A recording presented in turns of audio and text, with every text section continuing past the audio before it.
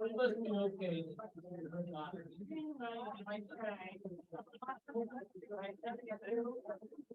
was Andrea here.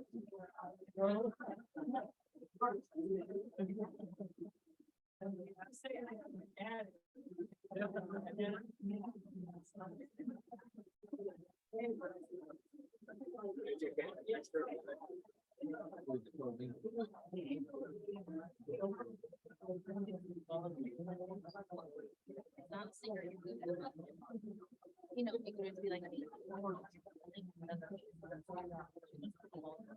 You know, it's fine.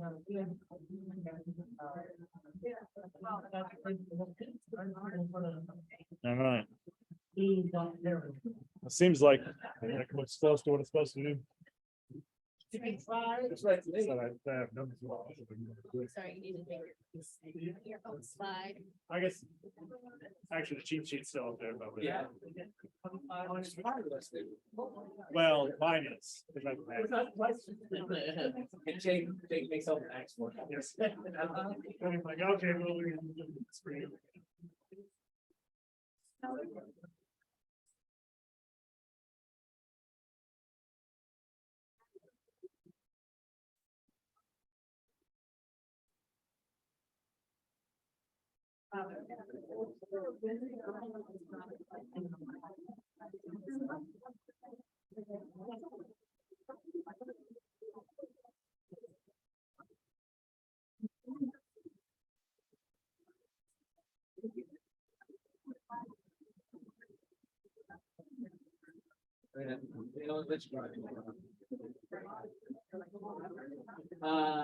It's got like 6. Like I could have started that.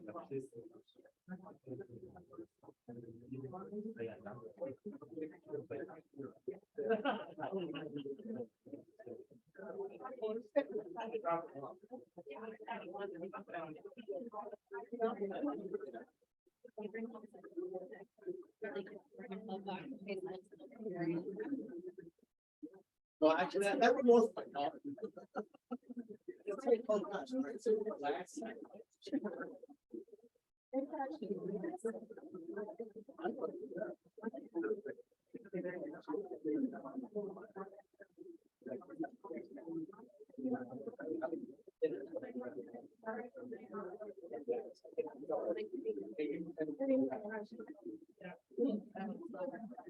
You know who's coming? We had a bag.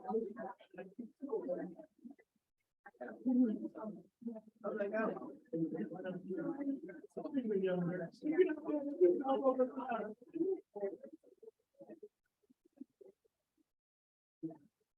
So maybe we should.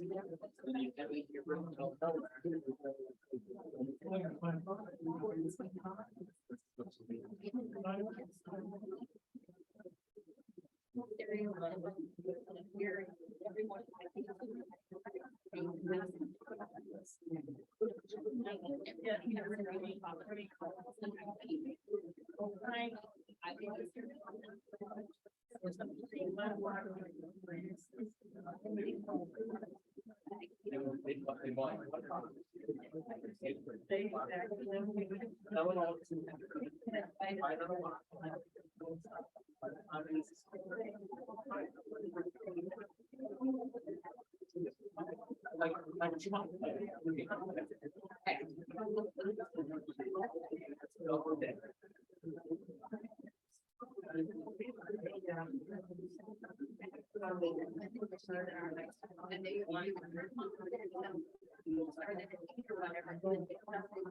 And then I'm back on at lunchtime and then they start flying.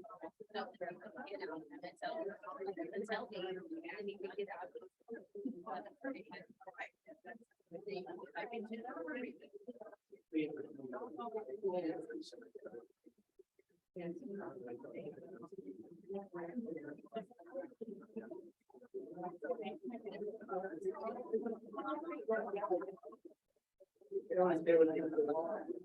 You're a phone machine.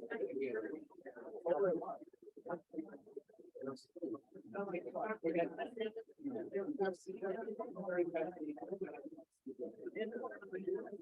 whatever flavor. That's it. Oh, we're just not making no things. Like, we're not.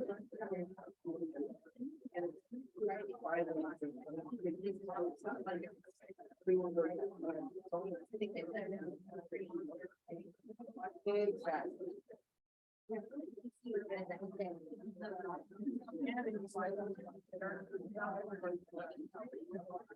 I was like, I don't know. Oh, yeah,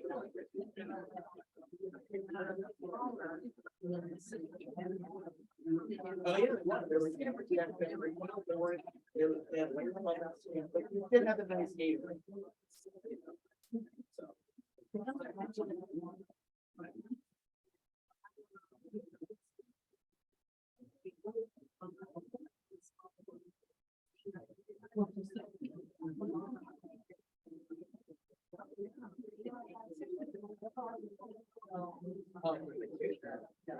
You go down.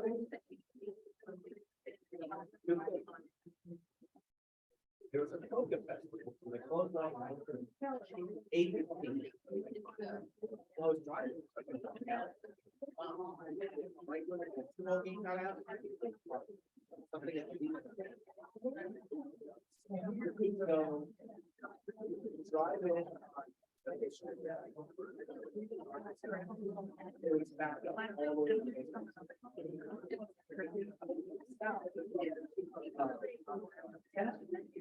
Because we backed up all the way.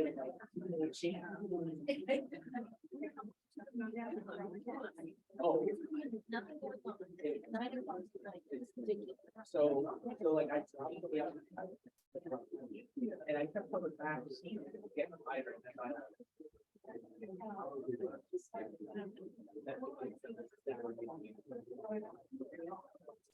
then years, it was like, oh my God.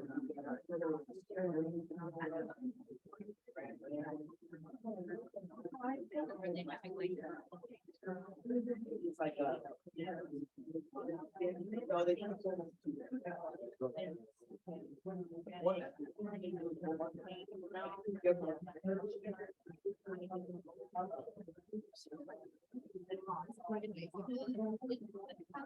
I did. Well, it was Good morning, everyone. Just giving you a quick 2-minute warning to fill up your coffee, grab a donut, whatever else you need to do before we get started here on the Daniel Bible study in just a couple minutes.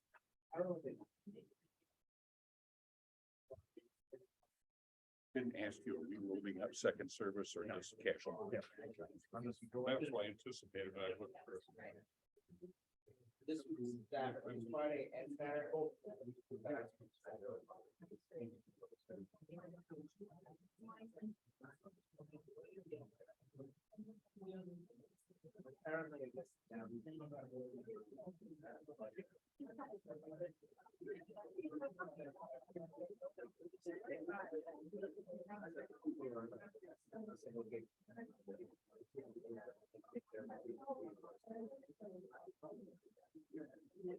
What was getting me 40 hours?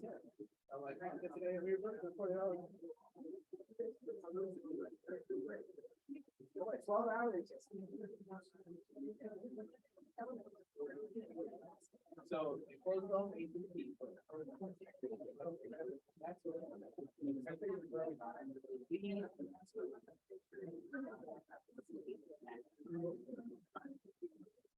it's not.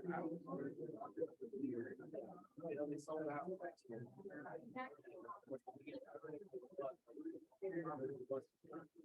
Swinging on.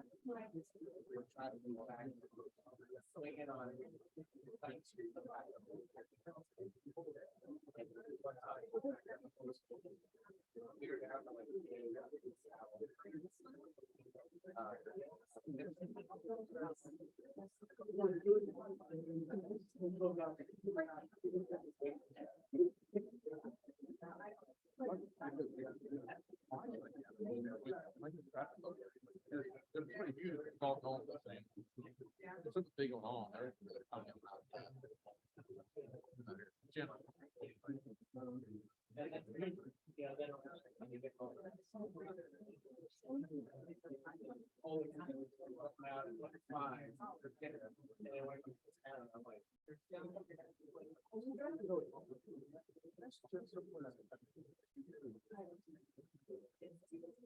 Good morning again, everyone. I hear lots of good discussion and catching up and fellowship and all those kinds of things, but we're going to go ahead and get started again here on our study of the book of Daniel.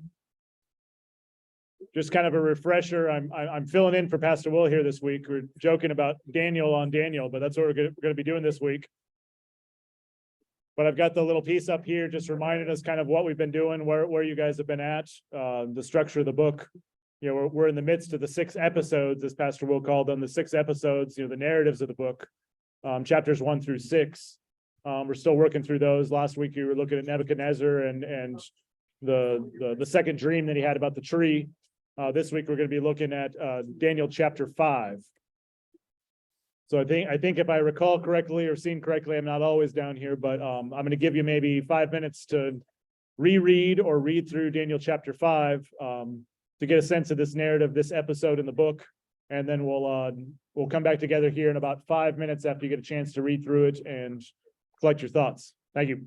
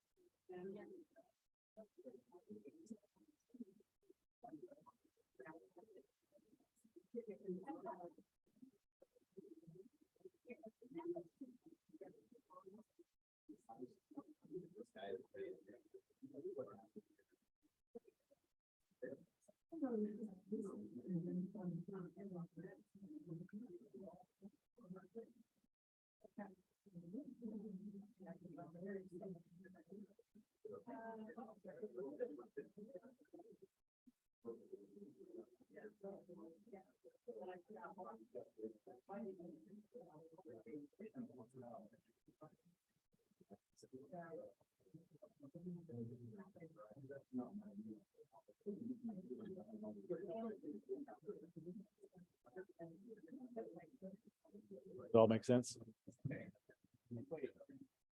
Big time gap start. Right, it's the sun now. Not Nebuchadnezzar. Nebuchadnezzar stuff. Well, I think so. Well, but Belfazar versus very similar to Daniel's Belfazar. Beltheshazzar, however you say. Yeah. right. When they talk about my dad,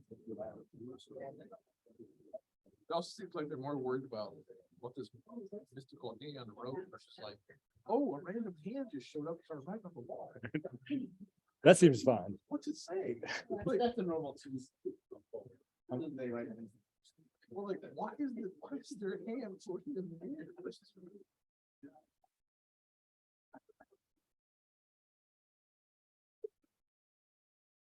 It's part of your normal Tuesday.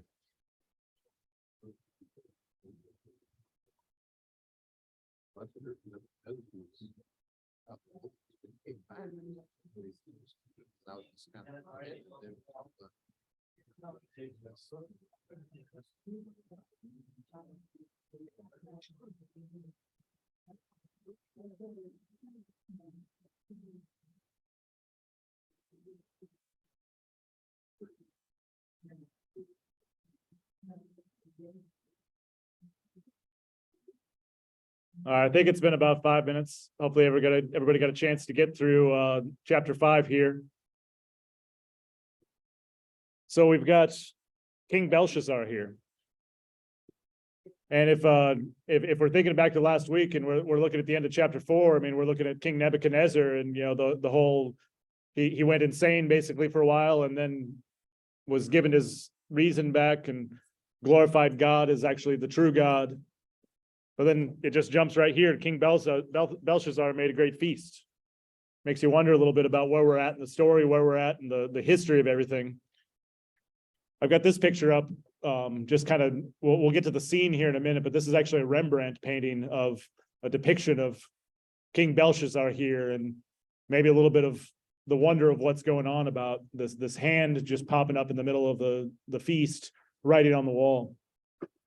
So we'll have this up throughout it, but I do think it's important to think about the historical context kind of timeline about getting an understanding of where we are in history here with what's going on in Babylon, in the Neo-Babylonian Empire, with the fact that from chapter 4 to chapter 5, it just kind of jumps forward and expects us just to kind of keep up. So I wanted to talk about that first with King Belshazzar and just kind of a timeline and context. So if you think back to King Nebuchadnezzar, I mean, King Nebuchadnezzar is the one that would have conquered Jerusalem. I'm sure you've talked about in the past, Daniel and Shadrach and Meshach and Abednego, some of the best of the best that he took from Jerusalem, brought them to Babylon, about how he destroyed the temple in 586 BC, all these different things of, the exile started happening. To give us an idea of the context of the time frame, we don't know exactly when Nebuchadnezzar's second dream was, but King Nebuchadnezzar's reign would have gone until 562 BC.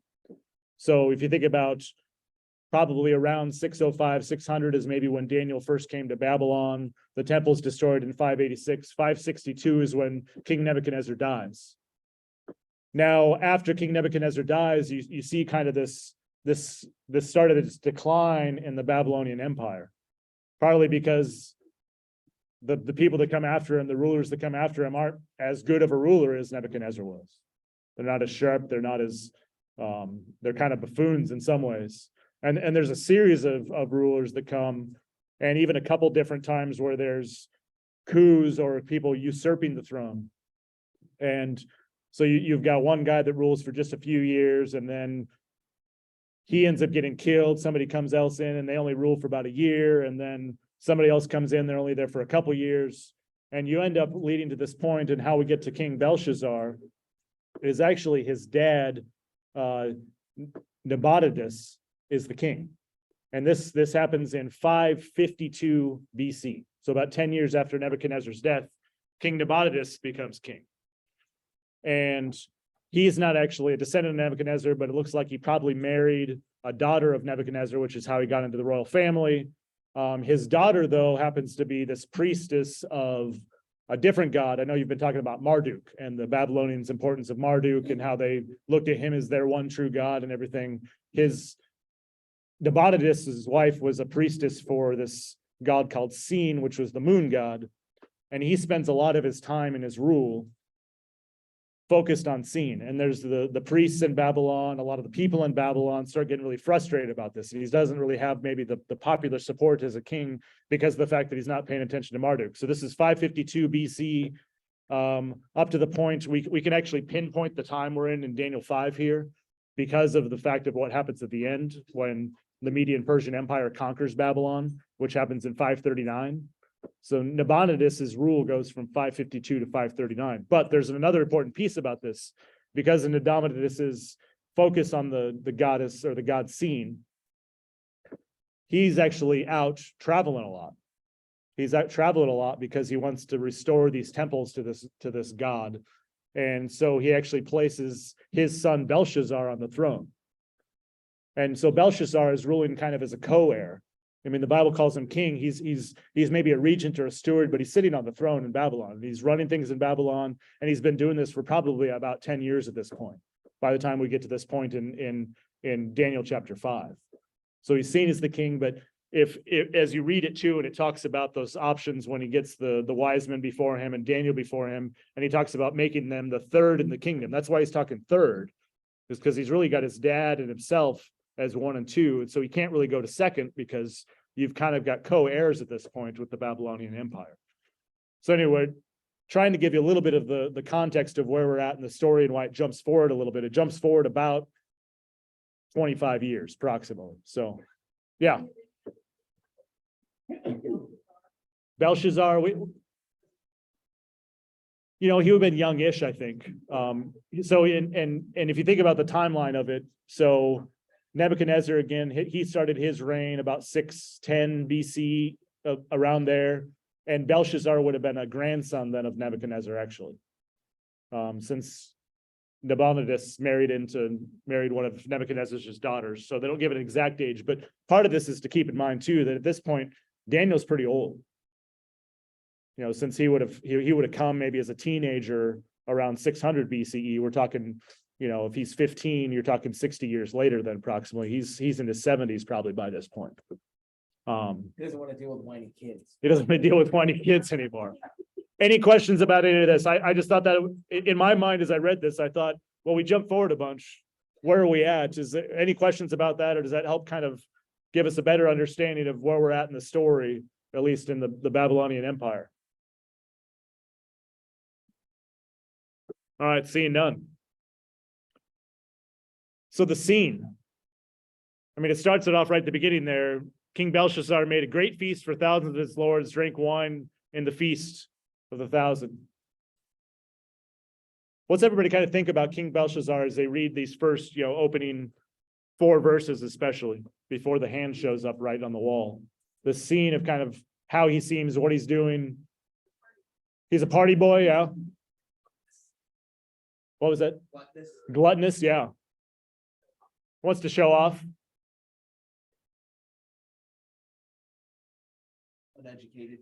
Uneducated. The word that comes to mind for me is again the arrogance of it. I think you guys have talked a lot about the arrogance of Nebuchadnezzar, the glory that they thought they had, putting themselves against God. And here he is, not only just the fact that he's feasting, he's drinking, acting like everything's great and fine. Look how great and wonderful I am. But if we think about the context again, 2 thoughts on this. One, the arrogance of it that he brings in, how do they say it? The golden vessels that have been taken out of the temple. So he brings in these golden vessels, the idolatry of what that would be. Thinking about that for us is if, I think there's even more significance to this for the Israelites than there would be for us. But, we've got our chalices and our patens and our nice communion ware. And if somebody stole it, and then you look and you see a video on Facebook or a video on TikTok, and you see people drinking wine and partying and doing a bunch of things with all of our communion ware that is normally on the altar on a Sunday morning. And how, offensive that might be to us, but the added degree that this would have been for what this meant, because these were things that were sacred objects that they used in the temple. And here he is taking these in. Could any of this stuff be from Covenant, the Ark of the Covenant. Could any of this be from the Ark of the Covenant? I don't think so. The Ark of the Covenant would have had It would have been- tablets, it would have had, yeah, but also then, oh yeah, Vaughn, go ahead.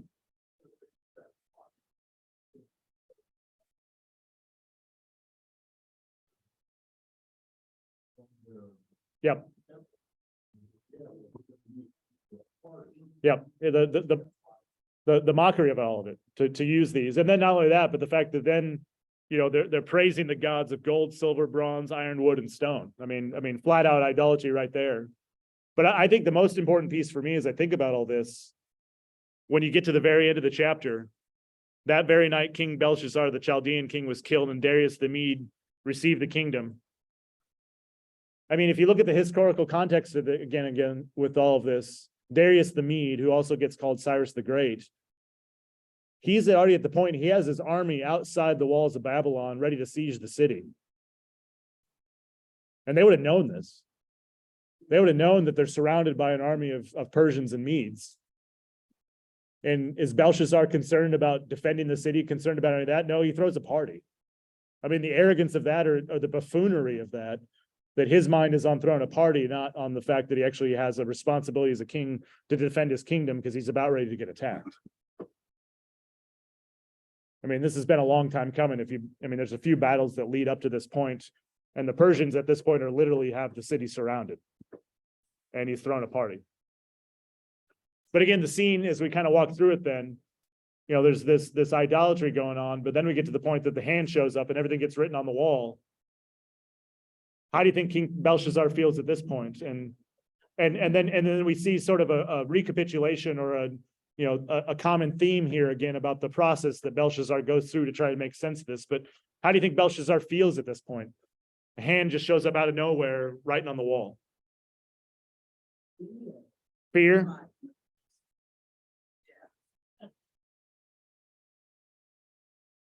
I think I'd be a little freaked out. Probably be wondering how many glasses of wine I must have had, or what was in the wine that I've been drinking. Vaughn, yeah, or sorry, Rick.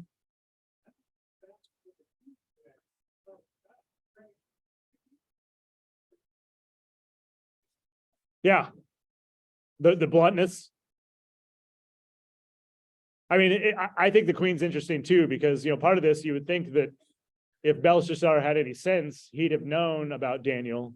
He'd have known about the things Daniel had been able to do for his grandfather at this point, Nebuchadnezzar. But you're not talking ancient history at this point. You're talking maybe a couple decades prior. And again, the kind of the recapitulation, the fact that this same kind of event happens again, you know, after everything comes in, he brings in all of his wise men again, you know, the occult practicing wise men to say, can you interpret this? Can you interpret this for me? Can you help me figure this out? Yeah. A foreign language, obviously, it was a foreign language to them, but obviously something Daniel may have grown up. Yeah, so I'm going to get to that in a second. I don't think it was a foreign language from when I studied about it, but it's an interesting thing. Let's get to the language in just a second. I'm going to say one more thing about the Queen, though, in terms of like the institutional memory for the court at this point. The Queen, it says Queen, but if you're looking at this, it very well may have been the Queen Mother, who maybe is somebody that has some of that institutional knowledge that remembers what Nebuchadnezzar went through.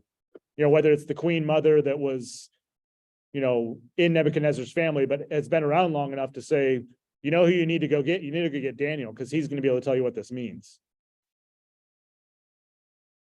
But to the language on the wall, I think that's what I've got next. Yeah. So the writing on the wall. So I did this two different ways.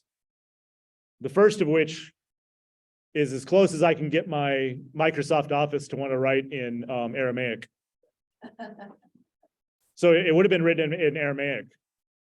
And Aramaic and Hebrew both, at this point in history, they don't have vowels. And the best guess is it's probably just written as a whole bunch of consonants all together, like what you've got up on your screen there. I did it, you know, kind of the transliteration for English. MN''TQLPRS, if that makes sense. And so you're trying to decipher, and the way this would work with Aramaic and Hebrew is that there's so many different permutations of what these words could be because of the fact that you have to make implicit assumptions about where the vowels need to fit since they don't actually get written. And so you have to be able to decipher then, how do you parse these out? Is this all one word? Is this several words? Where do you break up the consonants to figure out what these words are? So it's almost like it's this puzzle that gets put on the wall. It's not as simple as just some handwriting on the wall that says these words that we get to later that Daniel says. It's literally this puzzle that gets thrown up on the wall of a bunch of consonants thrown together, and who in the world can tell exactly, especially because of the type of the language it is, who knows how to break this up to figure out what it exactly means. I mean, I love puzzles, but I look at this and doesn't seem like it'd be much help. And so I think that at least gives us a little bit of a sense, maybe, other than God doing his work, clearly God demonstrating his power, his dominion, the fact that he's working through Daniel, setting this up again to show how all of this will take place. But even just for the wise folks of Babylon that come in and look at this, and it's like, well, there's probably 50 different ways we could figure out what words these are. How in the world am I supposed to determine which of these 50 words combinations it might be? I don't know.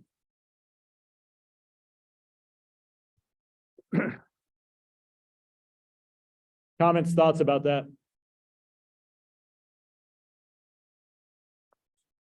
It's Greek to you, yeah. Yeah.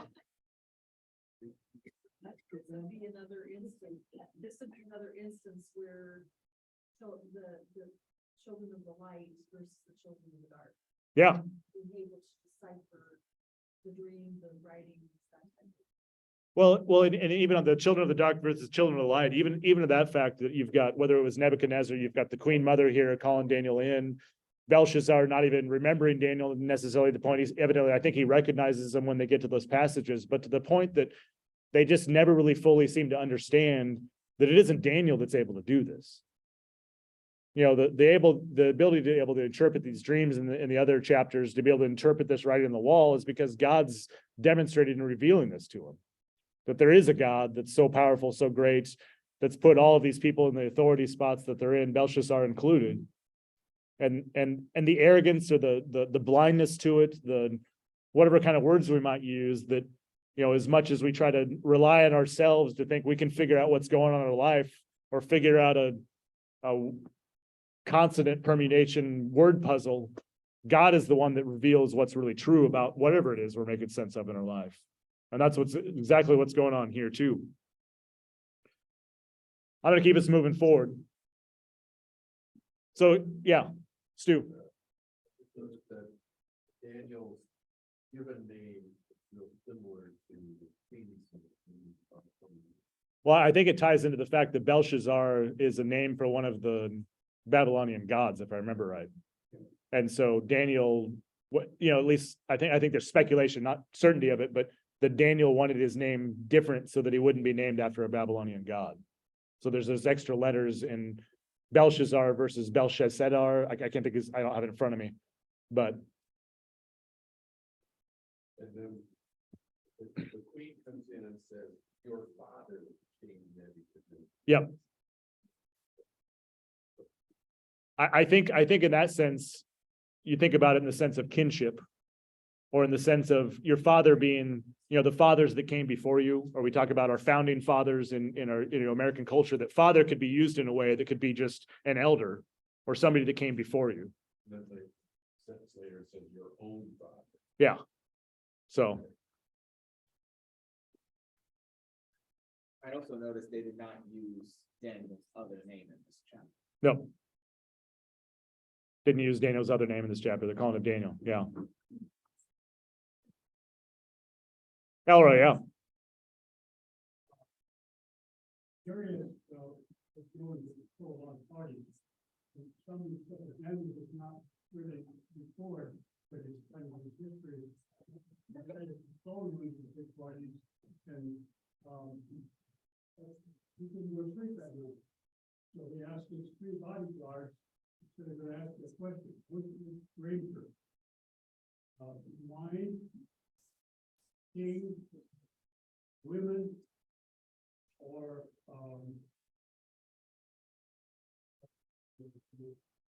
So the first bodyguard said, well, wine is the greatest thing, because look what it does to people once you've had a few glasses of wine. All kinds of promises and everything else.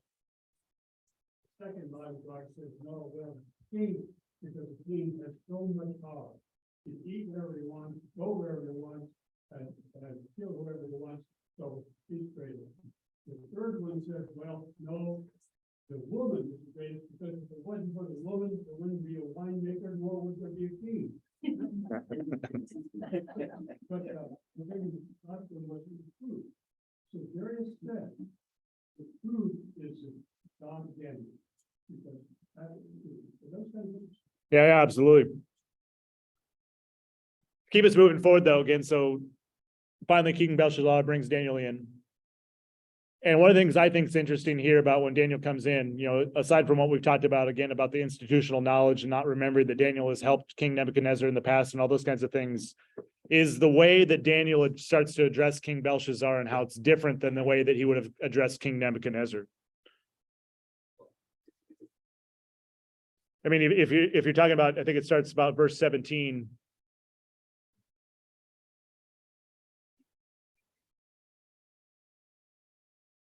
It's the degree to which, basically, I'll say it this way.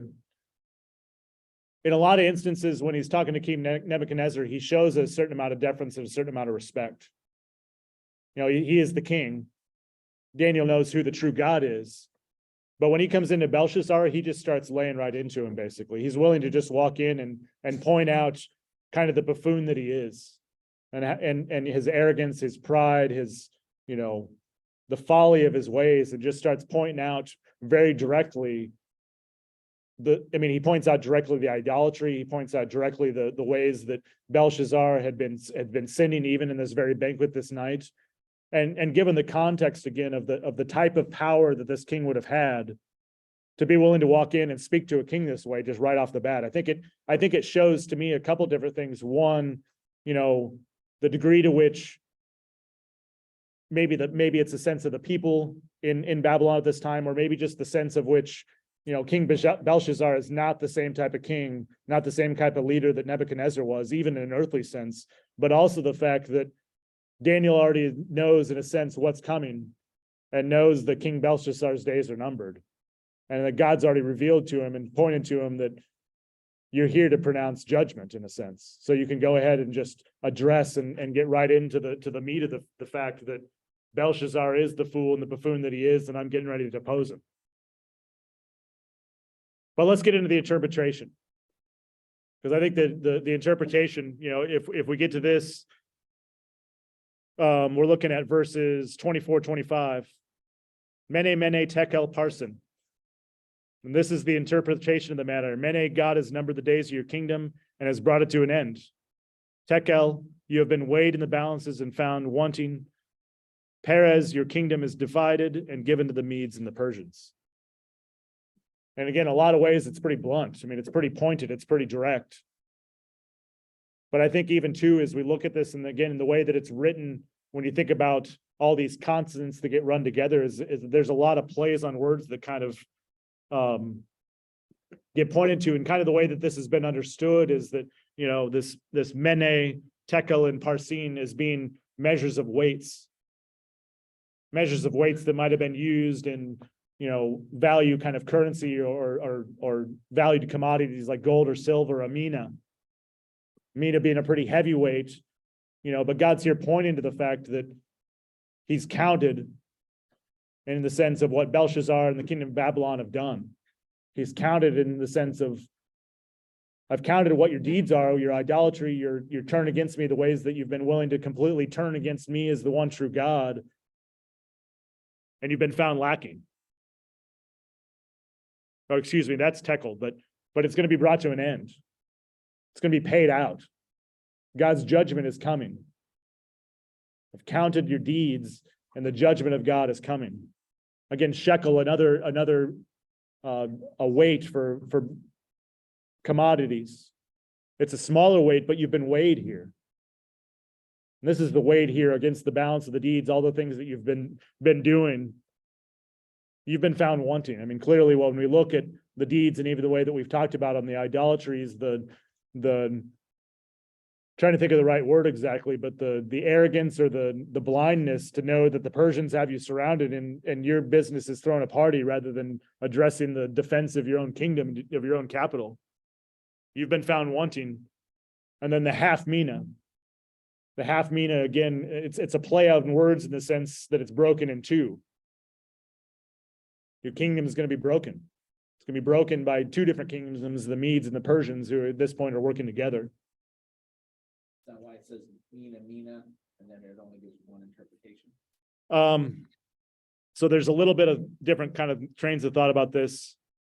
The thought is that the mene gets repeated basically in a sense to emphasize the degree to which things have been counted and the degree to which this is the judgment that's coming. That Daniel chooses orally to repeat it, but the guess is it probably wasn't repeated when it was written, but he chooses to repeat it to draw extra emphasis, the degree to which God's judging Babylon and judging King Belshazzar and the judgment being there. Harland, yeah.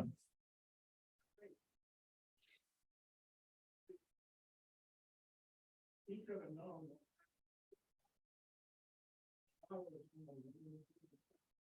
Yep.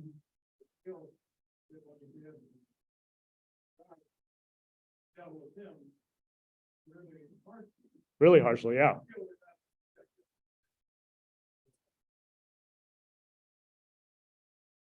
Yep. Harland's just talking about the not getting a second chance and how much more harshly he's dealing with Belshazzar here than he was with Nebuchadnezzar. You know, that he allowed Nebuchadnezzar to be restored once he actually turned to the one true God. Or he was able to give, in a sense, Nebuchadnezzar more gifts to actually run the kingdom effectively. Still, all those abilities that Nebuchadnezzar had were gifts from God. It was God at work through the leader that he put in place to do the things that he was doing. Even to the point of punishing the people of Israel and bringing them into exile through King Nebuchadnezzar. Other thoughts, comments about any of this? Questions? Does it still all seem like Greek? No, but I saw the writing on the wall. You saw, yeah, you saw the writing on the wall.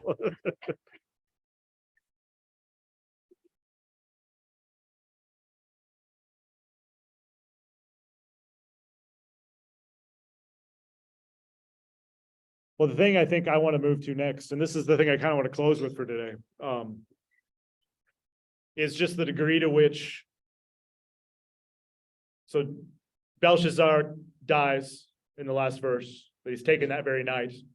And again, the historical context of this, it sounds like whether this has to do with the degree of kind of unrest because of the lack of focus on Marduk the king or their Babylonian god, whether it was just the lack of good rule, the Persians just kind of walked in and took the kingdom. There wasn't even much of a fight. But the death of Belshazzar, his life was taken that very night. And historically, this is painted too. I mean, there's a lot actually really good records that we have that are Babylonian records and Persian records that give descriptions of these events that are very similar to what's described here, that it happened that very night. The fact that King Darius is made king, received the kingdom. And my head in this went to just thinking about law and gospel, you know, the good Lutheran thing of law and gospel. And the way that just within these last two verses, you've got law and gospel here. You've got law and gospel here in the ways that, I mean, for me, the book of Daniel, when I read it, and I find such a great degree of comfort to know that all the principalities and powers, all the rulers, all those things that whatever place it is, God's the one that gives them the authority that they have. God's the one that gives them the gifts that they have. God's the one that gives the ability to erect great works or buildings or architecture or infrastructure or whatever it happens to be. You know, social programs, all these different things. And it's God, the one that's at work through these people, through these men. And the law and the gospel here then being both the judgment of Belshazzar for his idolatry, for his arrogance, for his turning himself against the one true God. And also in the sense, the law being there, that the fact that the Jewish people, the Jews were in Babylon because of their own idolatry. I mean, how many different times they've been warned by the prophets to turn back to God, to turn away from this. If not, you're going to be punished. And then that the temple had been destroyed. They'd been brought into exile, all these different, demonstrable examples in their lives of God's punishment on them because of their own idolatry, because of their wickedness. But within all of that too, God's gospel both, for me, just the fact that Darius the Mede, it didn't say took the kingdom, doesn't say, conquered the kingdom. It says received. It's passive. God's giving it to him. It's this passivity that even this great, he ends up being called Cyrus the Great of the Persian Empire. He's receiving the Babylonian Empire from God. But not only that, but to see gospel here in the lives of the Jewish people. Because Darius or Cyrus ends up being the one that sends him back to Jerusalem. So right in this moment, it's God at work to change the kingdom, to change who's in rule, recognizing that I'm going to relent of the punishment that I've put upon the Israelites because of their idolatry. I'm going to relent and I'm going to send you back. And this leads into all the stuff with Ezra and Nehemiah when they're rebuilding the walls and they're rebuilding the temple, and the ways the Persians were much more, in a sense, lax, or they gave them much more autonomy to be able to do some of the things that they're able to do over the next several decades. And the amazing gospel here then, that it's still God at work in his plan of salvation to preserve and protect his chosen people, knowing that he's preserving and protecting that line that leads all the way up to Jesus Christ. Preserving and protecting his word, preserving and protecting the words of the prophets, preserving and protecting his people. In each and every moment, even in the moment when maybe it seems really difficult and really hard and you're in exile in Babylon. Questions, thoughts, comments about any of that?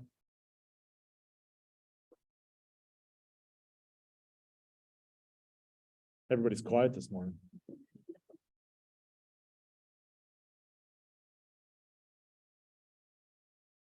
Krista's going to talk. You can see it on her face.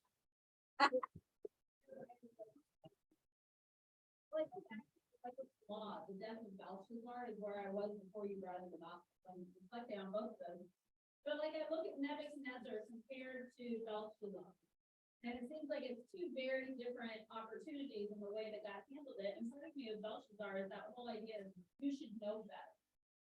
And how often for us, we try to put that on other people who are not believers, who are living their lives. But then I sit there and I go, but I'm a believer. My life should be different because I know better. You're the salt and the light. You should be living as the salt and the light. Yeah. And how often I don't always follow that path, even though I should, because I know better. And we go the way of our sins and nature. So that's where my head was starting. Was with that whole connection, because Nebuchadnezzar kind of was given that second chance. Yep. Because it had been shown to him, whereas Belshazzar didn't have that second chance in the same way. But Belshazzar already knew and had seen and understood. And how often do we as Christians forget that fact that we are salt and light, that we have been set apart, that we do know. And how much more in that sense too of giving ourselves permission, if you're talking to an unbeliever, to know that it's not up to you to fix them or convert them or get them to believe or get them to understand what you know about Jesus. How many different instances in the Old Testament for God is the one that knows whether Belshazzar or Nebuchadnezzar or Sodom and Gomorrah or Nineveh or whatever examples are. God's the one that knows whether those people's hearts are actually going to turn and repent. The Israelites over and over again, knowing in each instance how he's at work and knows what expectations he has of them because he knows their hearts and minds. He knows whether somebody's going to repent. So maybe for Belshazzar, it's God looking at him and knowing he doesn't need a second chance because I know he's not ever going to do it. He's not going to be laid low the way Nebuchadnezzar was to actually turn back to me because I know him well enough to know that that's not ever going to happen. Or to think of Nineveh with Jonah and how Jonah was frustrated. The Ninevites actually did turn back and repented. God, I'm mad at you because I knew that you'd love them and you'd forgive them and you'd show them mercy. This is why I didn't want to go in the first place. But again, for us to have that permission to let go a little bit when you're talking to somebody else about Jesus, because we're out to be casting seed, to think about the parable of the sower, to be casting seed. God's the one, by the power of the Holy Spirit, that's going to be stirring and creating saving faith in somebody's heart. Whether that seed grows, how well it grows, whether it grows on the road or the good soil, the weeds or the rocks, whichever happens to be, God knows all those things. We don't need to fix that and make that happen. God's going to be the one that's at work. And I think in the sense too of even thinking a broader sense, whether it's interpersonal for us talking to an unbeliever, but I thought about the present day too of when I read Daniel and the amount of comfort that I have of knowing that God's got all the kingdoms of the world in his hands. And whether it's the war in Ukraine right now and the unrest going on with that, or the how many wars that have been going on in the Middle East over the last however many decades, and the unrest, centuries even, or the world wars we've had in our last century here, or even just we look at our own United States and wondering about our leaders, and maybe you like President Biden, maybe you don't, maybe you're sick of Congress or you're not, or I think most of us all are sick of Congress, frankly, but they don't really do a whole lot. But the ways that we can lament and be frustrated and put all this energy into, and I don't say this that it's wrong to be frustrated with Congress, or wrong to be frustrated with the leaders in the ways that they turn themselves against God, or they turn away from God, or you don't see godly activity and behavior, but also to know God's got it. And whatever's going to happen with the United States, whatever's going to happen in Ukraine, whatever's going to happen in whatever kingdom in the world, whoever's going to be leading us, they're going to receive that authority from God the same way that Darius received Babylon from God.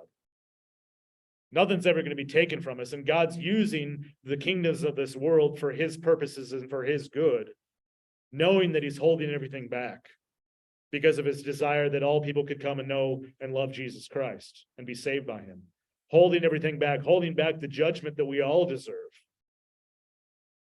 I mean, all the stuff that happened on January 6th with the election unrest and the frustration over the election results and the storming of the Capitol and however you want to characterize all that. I remember I was sitting in my office down by the Capitol the day that happened. We were just watching on TV. Just kind of taking it in and just wow, this is not how I thought this day would go. And I also remember having the thought in my mind, and it was rested in the idea of trusting that God's got it, even though this is messy. The thought in my mind was, well, frankly, this is so much better than we deserve. Because we deserved God to wipe everybody out. But God, in his infinite grace and mercy, sent his son Jesus Christ, and his infinite grace and mercy is loving us anyway, in spite of our sin, in spite of the brokenness when we see in our leaders, in spite of the idolatry and how many times different leaders in our country and other places turn against God, he still shows his love and mercy and his patience. Thoughts, comments about any of that?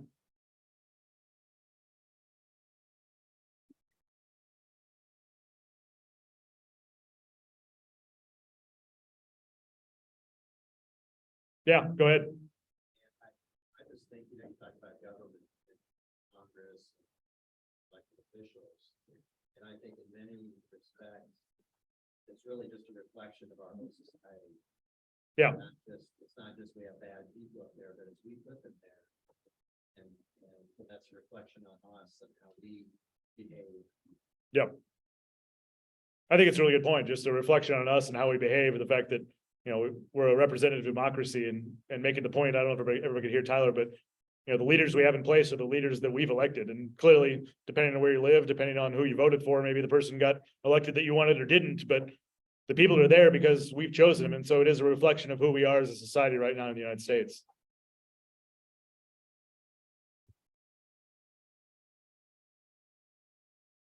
And then the same way that this chapter ended with Darius receiving, we know and we have that hope and we have that faith that God is continuing to work in our lives as well as in the lives of everybody on this earth. And no matter how dire, no matter how much lamenting or mourning or whatever woe it may be, we know that God continues to work through all of that.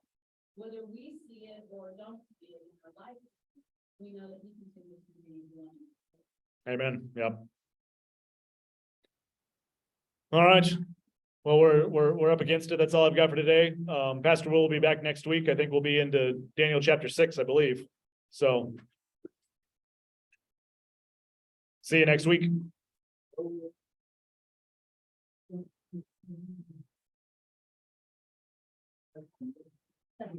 don't have.